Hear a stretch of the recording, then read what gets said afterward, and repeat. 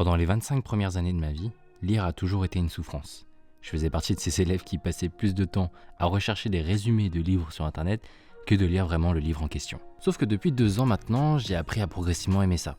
Si auparavant je lisais au gros maximum un livre par an, j'en lis aujourd'hui entre 40 et 50. Les bénéfices de ce changement sont juste énormes. J'ai appris des leçons qui aujourd'hui me poussent à changer de vie, à entreprendre et à vouloir cette vie épanouie. Et c'est justement ce défi que je documente sur cette chaîne.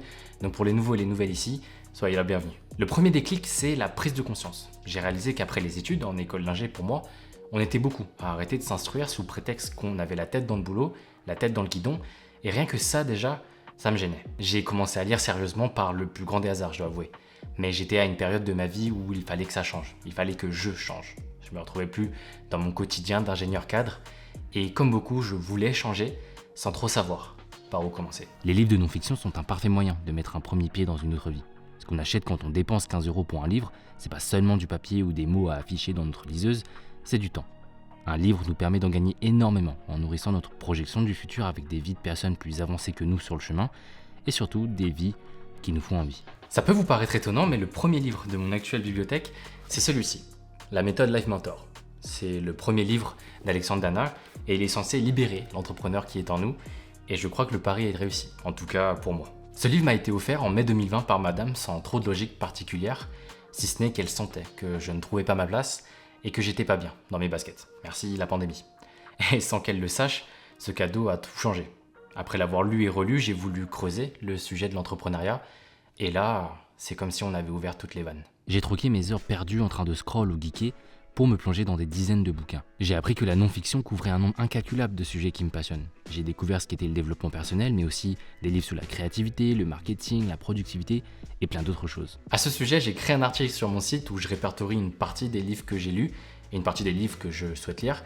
Je l'ai créé parce que vous êtes beaucoup à me demander des recos, donc si ça vous intéresse, je vous mets le lien en description. Forcément, à force d'accumuler des connaissances et à les appliquer, on se transforme. Et oui, je fais partie de ceux qui ont testé et adopté les routines matinales du Miracle Morning, mais après plus d'1 an d'expérience dans le domaine, j'ai bien l'intention d'en dédier prochainement une vidéo entière à ce sujet, donc si vous ne voulez pas la manquer, pensez à vous abonner. Il y a une chose que j'avais pas anticipée, c'est que plus je lisais, plus ça réveillait mon côté créateur, ce qui était prévisible, mais ça donnait aussi naissance à un besoin d'utiliser ces connaissances que j'apprenais dans les livres et les restituer dans mes créations.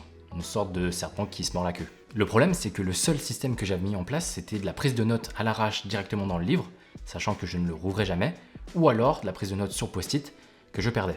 Plus je lisais, plus j'oubliais, mais c'est logique quand on comprend que le cerveau est fait pour avoir des idées, mais pas pour les retenir. J'ai alors découvert le concept génial de second cerveau, qui est une mémoire numérique dans laquelle on va déposer, via une application, des notes de tout ce qu'on apprend et où on va les organiser, de sorte à les retrouver facilement. Ça a pour but de toujours laisser une trace de ce qu'on apprend pour s'en souvenir plus facilement, mais en tant que créateur, c'est devenu un peu mon terrain de jeu. Je dis ça parce que grâce à ça, depuis, je vois la lecture vraiment comme un jeu. Quand je parle de lecture, je pense pas à l'action de prendre un livre, de le lire et de le finir, mais je vois la lecture vraiment dans son ensemble, en englobant la prise de notes, l'organisation des notes et la création à partir de ces notes. Tout ce processus se passe dans Obsidian, un logiciel gratuit de prise de notes comme on peut en trouver un peu partout, mais qui a la particularité de créer et de matérialiser dans une vue graphique des liens entre vos notes. C'est une feature que j'ai longtemps beaucoup sous-estimée, mais aujourd'hui que j'utilise tout le temps. S'il y a un truc que vous devez retenir de cette vidéo, c'est l'acronyme CODE. C-O-D-E pour capturer, organiser, distiller et exprimer. La capture d'infos, c'est le fait de surligner ou de noter les infos qui vous paraissent pertinentes. La seule question que je me pose pour savoir si c'est pertinent de capturer l'info, c'est est-ce que ça résonne en moi? Quand on lit une phrase dans un livre ou dans un article, il arrive parfois qu'on se dise tiens, ça là, c'est pertinent, donc je vais le noter. Ou encore, ça c'est pertinent, je vais en faire un sujet de vidéo. Ou bien encore, ça peut faire une jolie pépite à mettre dans ma newsletter qui sort chaque dimanche et dont le lien est en description si ça vous intéresse. Mais ça, c'est un autre sujet.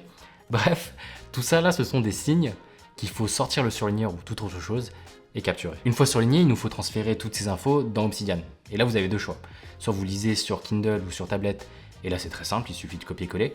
Soit vous lisez sur livre physique, comme il m'arrive souvent, et là, va falloir vous armer de patience. Parce que c'est pas le plus marrant, je vous le concède, et c'est pourquoi j'ai toujours une pile de livres sur mon bureau que je dois capturer.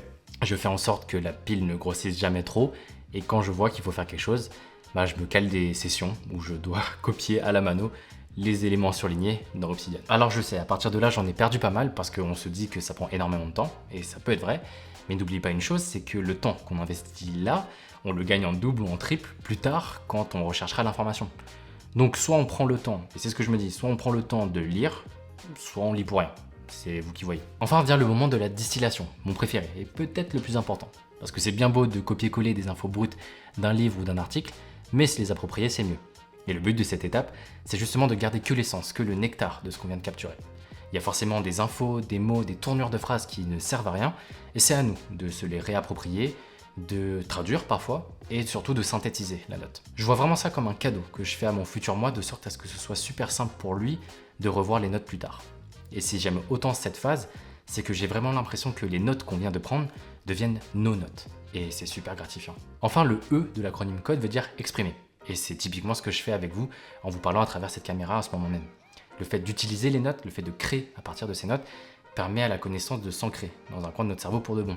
Et on dit souvent d'ailleurs que le transfert de l'information est la dernière étape de l'apprentissage après l'acquisition et la rétention d'informations. Alors non, vous n'êtes pas obligé de poster sur YouTube ou poster sur n'importe quel réseau d'ailleurs pour vous exprimer. Par exemple, vous pouvez vous tenir un journal pour noter tout ce que vous apprenez, vous pouvez vous créer des flashcards pour vous créer comme un quiz avec vous-même. Et je suis sûr que ça peut même être utile pour vos mails ou vos présentations au travail.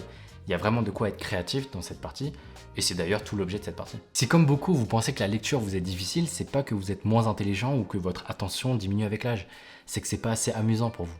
Mais rassurez-vous, vous avez tout ce qu'il faut pour vous reprendre en main et donner une nouvelle chance à la lecture. Je pense que tout part de la curiosité, et je sais qu'il y en a parmi vous, des curieux.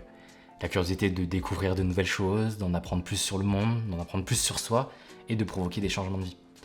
La curiosité, ce sera le moteur qui vous poussera à prendre votre premier livre, le deuxième, puis le 10e. Mais si vous voulez en lire, non pas 10, mais 50 sur la durée, je pense que le mieux, c'est de construire un système de prise de notes et de bâtir un second cerveau.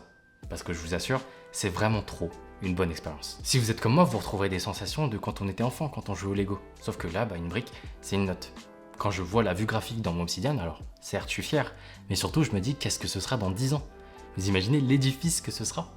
Et c'est justement ce côté fun qui, je sais, me permettra de lire encore 50 livres sur l'année qui vient. Et qui provoquera, je suis certain, des nouveaux changements de vie. Et d'ailleurs, est-ce qu'on ne prendrait pas rendez-vous ensemble sur les années à venir pour vérifier si c'est le cas ? Si vous avez aimé cette vidéo, pensez à liker et à vous abonner. Et si le sujet du second cerveau vous intéresse, cliquez sur cette vidéo qui raconte comment j'ai découvert tout ce sujet autour de la gestion de connaissances. Vu la résonance qu'a eu cette vidéo sur la chaîne, vous ne serez pas déçus. Merci d'avoir regardé jusqu'au bout, c'était Nico,